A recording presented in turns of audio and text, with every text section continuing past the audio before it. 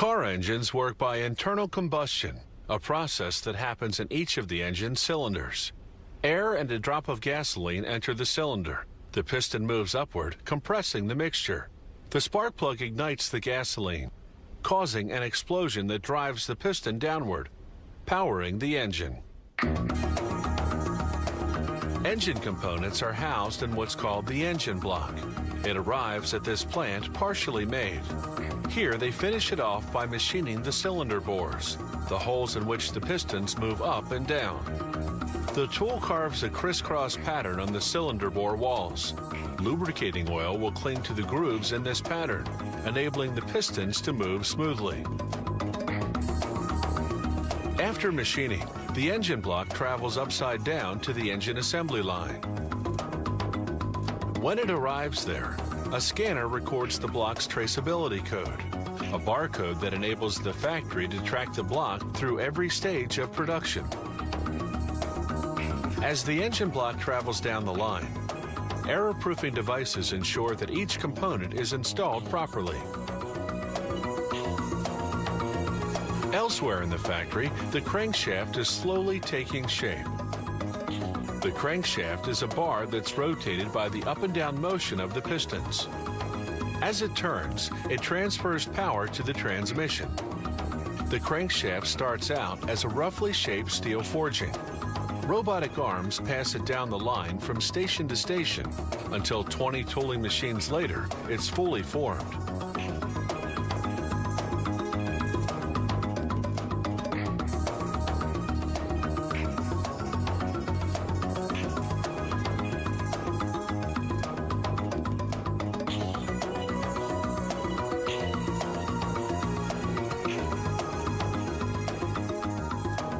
Now they install a steel disc with teeth, called the reluctor ring. They heat it and press it onto the crankshaft. As it cools, it shrinks to a tight fit. This ring helps time the combustion cycle. As it spins, its teeth pass in front of a sensor, which reads the crankshaft's position and tells the engine to fire the spark plugs at precisely the right moment. Now they balance the crankshaft. If it's off kilter, the engine will vibrate. A computer analyzes the spin and determines whether they need to drill out metal at certain points to achieve equilibrium. Back on the engine assembly line, the engine blocks are still upside down. A robot lubricates the 4 bearings on which the crankshaft will turn. Then it drops the crankshaft into position.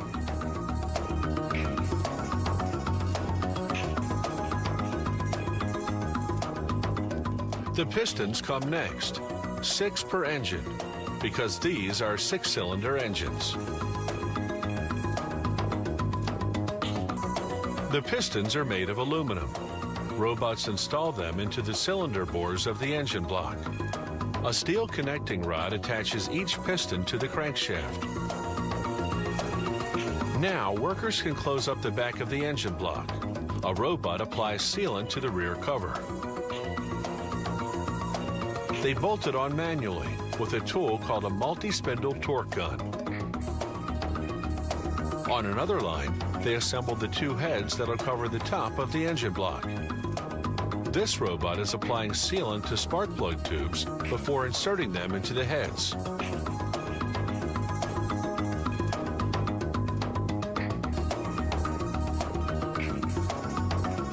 The heads cap off the cylinder bores. They provide each cylinder with a spark plug and 4 valves, 2 for allowing the fuel mixture in and 2 for releasing the exhaust. The black tubes running front to back are the camshafts, the components that open and close those valves. There are 4 per engine. A robot applies sealant and then bolts a cover onto the front of the engine block, the head, and a component called the timing chain. This chain connects the crankshaft to the camshafts so that they rotate in unison. This ensures the valves open when the pistons are in the right position. Finally, they spin the engine mechanically to make sure the components function properly.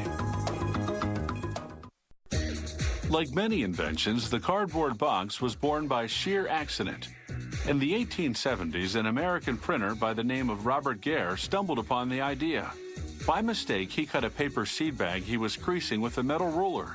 Gare concluded he could create a sturdier container with paperboard.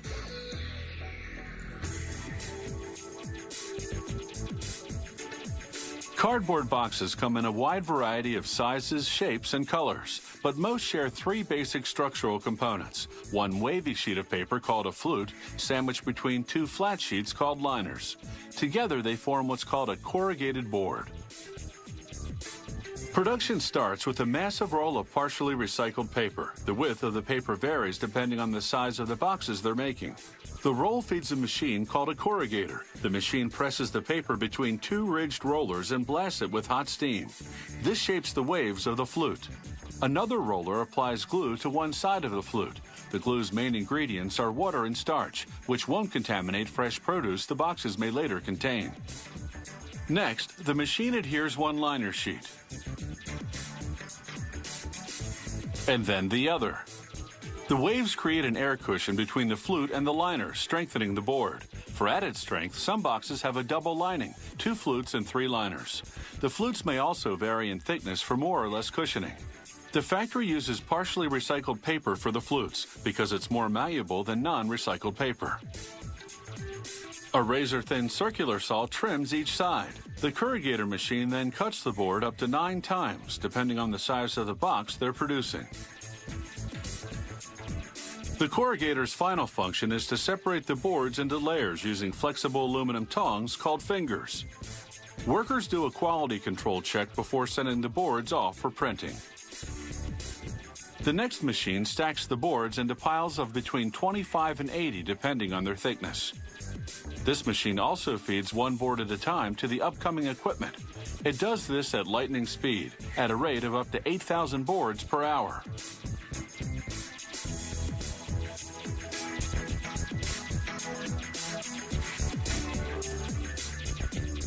First, a trimmer perforates the boards to create flaps and handles. Rubber sponges cushion the blades so that they cut only the parts they're supposed to.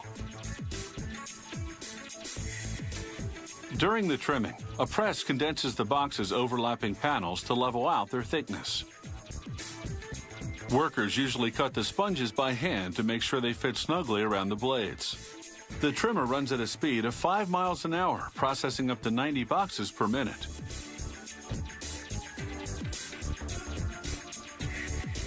Workers send the cutoffs back to the paper mill to be recycled as many as 6 times over.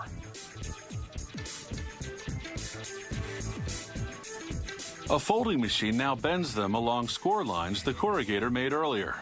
It then applies cold glue to the sections that'll join together to form the box. Hot glue if the cardboard is wax-coated. The next machine folds over the glued sections. They aren't visible once the box is finished. Another machine stacks the boxes in piles. A separator arm moves the bundles to trays called skids for shipping. The printing of the boxes began in the factory's ink kitchen. A computer-guided dispenser squirts out different shades of ink, following a precise recipe to create a particular color, one of 5,000 in the palette.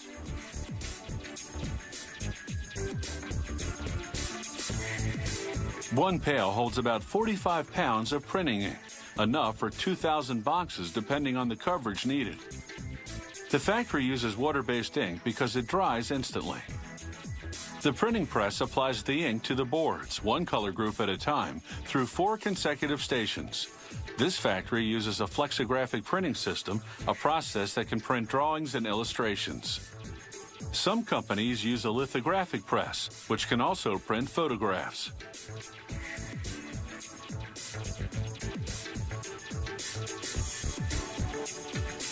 Back on the trimming line, more complicated types of box flaps and handles require what's called a flatbed trimmer.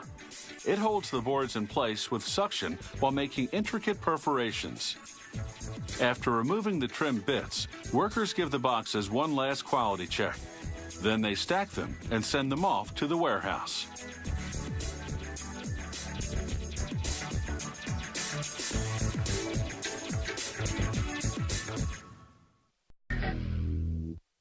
A CCD semiconductor is the image sensor in a digital camera or camcorder.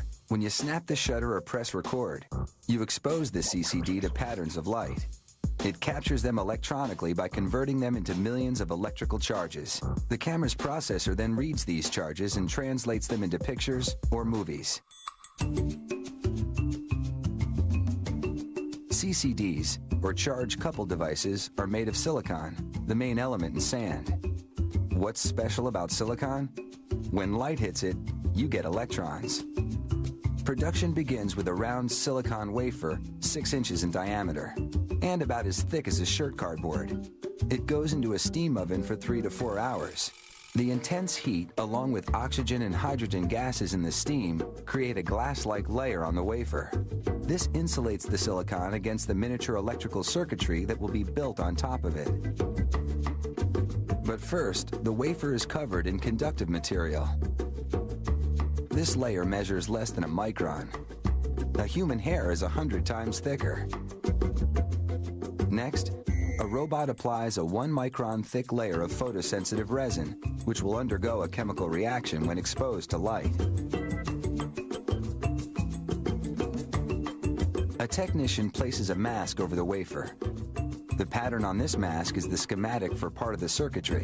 When you take a picture, you expose the silicon wafer to light, and that generates electrons. The circuitry carries those electrons to the camera's processor, which reads the charges and translates them into an image. This machine exposes the masked wafer to ultraviolet light.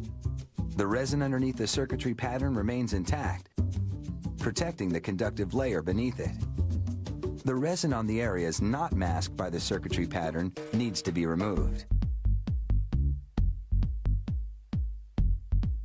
Chemicals are sprayed on. This dissolves the resin, exposing the conductive layer underneath. Technicians repeat this entire process with anywhere from 13 to 30 masks until they've built up the full circuitry pattern on the wafer.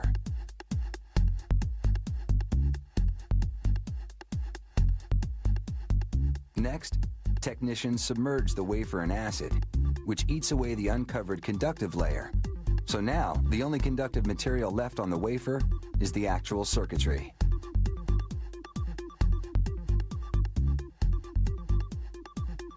Next step, a thorough rinsing in tap water to remove the residue. Then a rinse with purified water to remove any impurities left by the tap water. Throughout production, contamination is a concern. A single speck of dust can ruin an entire wafer. To protect and insulate the circuitry, the wafer is coated in liquid glass, then baked for 2 hours until the glass hardens. The wafer surface is divided into 25 million tiny square cells called pixels. When you take a photo, each pixel records the light intensity of a minute portion of the scene, generating an electrical charge. A filter on the CCD translates each pixel charge into color. The company makes this filter with 3 pigment powders: red, green, and blue. These 3 colors combined in varying ratios can reproduce any color. The camera's processor reads and then reconstructs the photograph scene pixel by pixel.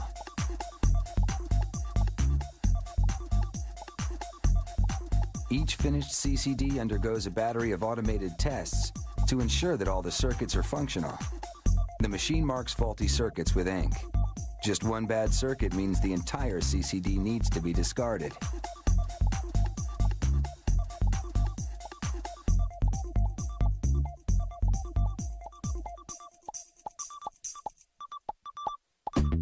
Technicians then check every CCD under a microscope, looking for scratches that might have occurred during the production process.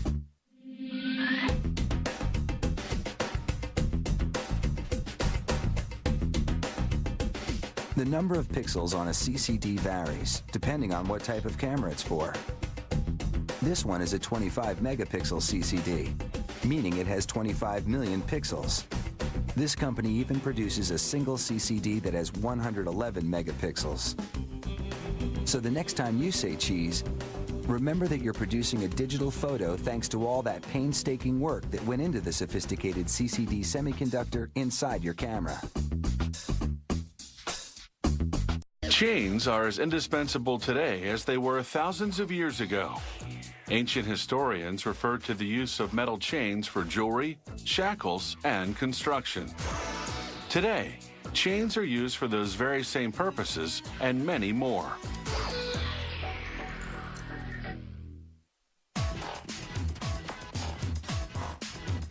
Chains are used to tie things down, hold things together, and pull things along, and their many sizes reflect the varied uses. To make a chain, a turning drum uncoils this wire rod and pulls it through a steel guide ring to a steel draw box. Grease inside the box lubricates the wire. On its way out of the box, the wire goes through a die, such as the one being demonstrated here. The die has a smaller diameter than the wire, and as the turning drum pulls it through, the wire narrows, hardens, and becomes stronger. Now, electrically driven tools move in from all sides. This is a forming machine. A tool called a jaw propels the wire forward, while another jaw pushes on the wire, bending it around a steel pin. It forms a C shape. Another forming tool closes the C, completing one link in the chain. And then another jaw makes the next link. This machine is making jack chain, which is usually used to hang lights. Another forming machine makes a chain that can haul a heavier load. A grip pulls the wire onto rollers that straighten it out.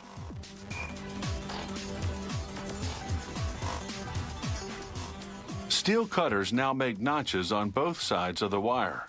These notches mark the place where the wire is to be sliced into link-sized pieces. A mechanized knife makes the final cut at the notches.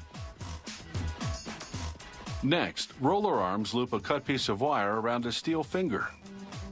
The roller arms make it look easy, but they're actually exerting tons of pressure in order to shape this wire. After the rollers form the link, a pliers-like tool grabs it and turns it around. This positions the completed link so that it can connect with the next link as it's shaped. As each link is added, the chain drops into a pile below the machine. There are dozens of forming machines in most chain factories. Each machine makes 50 to 60 links per minute. That's about 250 feet of chain per machine hour. To put that into perspective, one machine could make a chain as long as the Empire State Building is high in just under 6 hours.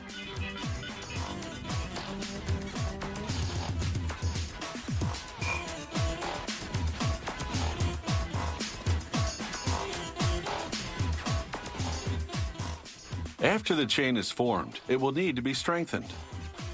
So it's on to the welding machine. Hammers to the left and right push the link in. Then 2 copper blocks move in from the sides. They act as electrodes and zap both sides of the link with an electrical current.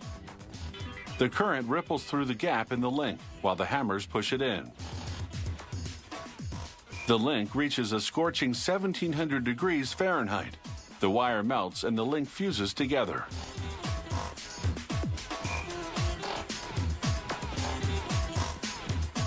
Now a pulley system drops the freshly welded chain into a heat-treating coil. An electrical current runs through the copper coil, heating the chain inside until it's orange-hot, 1724 degrees Fahrenheit.